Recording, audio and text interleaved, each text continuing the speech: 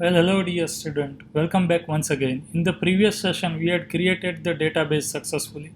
Now in today's section, we are going to learn how to create table inside this database. So for that, let us see code first of all. This is the code to create the table. This much syntax is similar to previous one only. Sorry, let me show the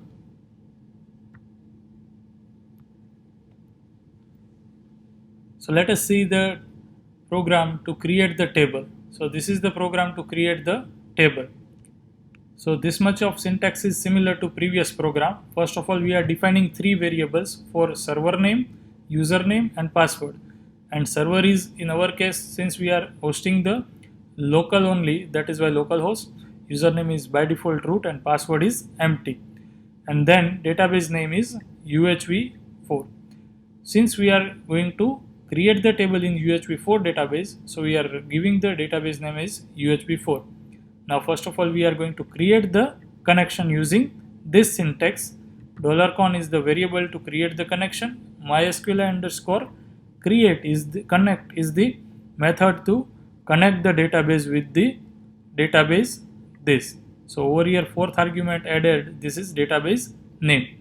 Then we are going to check with the if condition if connection has created successfully or not. If connection is not created successfully, that is, if my database is down or server is not open, then this must be true and it will show the connection error. After that, the main part comes, that is creating the table. So first of all, I have to write the syntax of query string to create the table, and that is what we are using in DBMS. So first of all, create table, then table name. So here I am giving the table name as a my guess. Then whichever data entry I want to proceed, that I have to write down. So first of all, I am writing the table entity ID, and its data type is integer having length 6, and it is of type unsigned integer. And since this ID is a primary key, I have to write down these two components in capital auto increment and primary key. So ID is by default treated as a primary key. Then second tuple I want to create in table, that is first name with data type varchar 30, that means length is 30 of varchar, and it must not be empty, so not null. After that, last name varchar 30 and not null. After that, for email, name email and varchar 50, and then registration date with data type timestamp. So whatever timestamp is in system, that has been by default added as a registration date. And at the end, I am firing this query. So over here, whatever query I have written, to fire that query, I have to write like this. MySQL underscore query is the function name for this connection object. So first argument is connection object and second argument is query string that I have written in this variable, that is $SQL. Remember that over here I am writing the variable name directly. If you do not want to use the variable name over here, then I have to write down this whole query string over here as a second argument.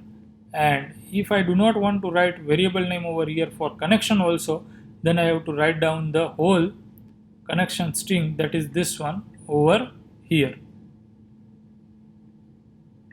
But for make it simple, I have used the concept of variable over here.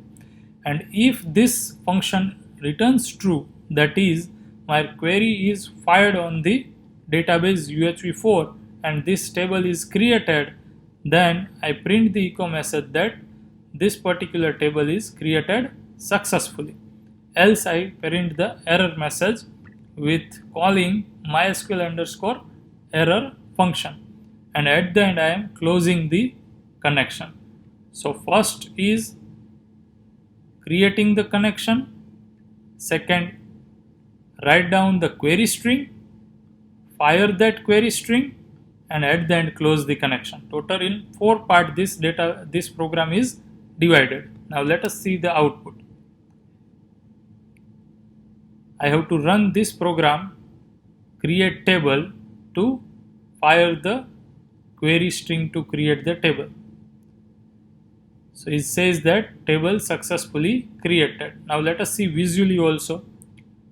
Inside database UHV4, I have to see that I had created the table or not. So I can see that my guest table is created. If I click on this, I can see this query structure, tuple structure, which I had stored. If I want to create another table inside UHV4, then I can do it simply writing the different table name over here. Let us say my guest 2, save, and let us run the program. We have to execute the same script once again. So my guest 2 is created. Let us see, refresh, and yes, my guest 2 table is also created with the same tuples. If I want to insert the database or table entry in this, that we'll learn in the next session, how to insert data into the table. If I want to do the similar thing using GUI, then also I can do it. What I have to do is go to the database. Inside that, I have to create a table over here. Give the table name. Let us say my guest 3. I want to create 3 tuple only. Go.